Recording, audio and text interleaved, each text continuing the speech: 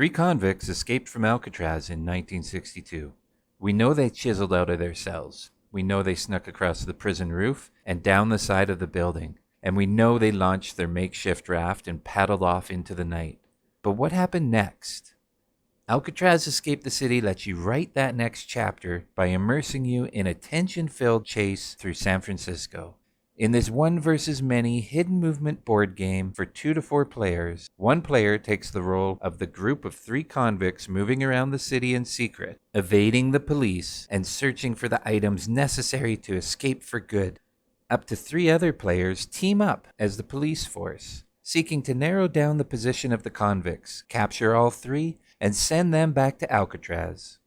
The police have an ace up their sleeve. One man left behind during the escape knows the plan, and he is singing like a canary. So far, he's spilled that the convicts plan to find clothes, steal a car, rob a bank, and then forge passports in that specific order. He also let loose that the convicts will always cross the city each time they find an item, in the hopes of throwing law enforcement off their trail. Meanwhile, the phones are ringing off the hook with tips from all across the city, which will further assist the police in narrowing down the convict player's location, as long as those pesky prank calls can be avoided. The convict player moves by placing a numbered card face down in the 1 spot next to the game board. The police team then asks a question, and the convict player answers. Then each police meeple moves and searches a numbered spot. After confirming or denying the spaces called out during the search, the convict player slides the cards and related tokens down a space and plays another card into the 1 spot to move to another numbered space. The police ask another question and then move and search a second time.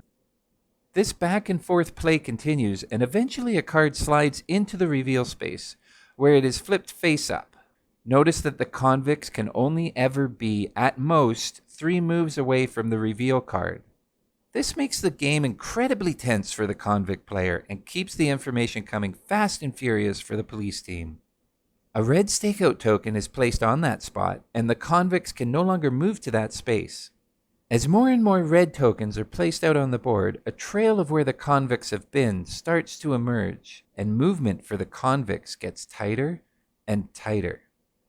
During a search, if any number called out matches a face-down card, that card is immediately flipped face up.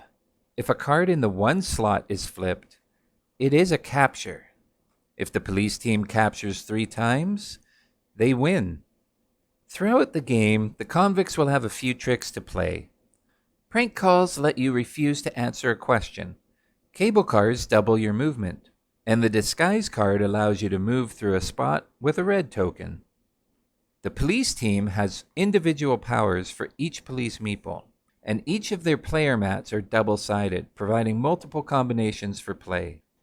There are also lights and siren tokens that let each police meeple take an additional move and search, and the helicopter token that can spot the convicts in a specific sector. Alcatraz Escape the City is a deductive, push-your-luck, edge-of-your-seat experience. The convict player can always see when they are in danger of being caught, and that's a real danger on almost every turn, creating a delicious tension in the game. It's an adrenaline rush that only ratchets up as the police team openly discusses where they should move to next, with the convict player sitting there mentally chanting, "Not there, no, don't say 42, don't say 42, don't say 42. The police team is also constantly rewarded, both when asking deductive questions each round and again when each new card slides into the reveal space. From both sides, the chase through San Francisco really does feel like a chase. The only thing left to do is choose your side and see if those convicts really did escape.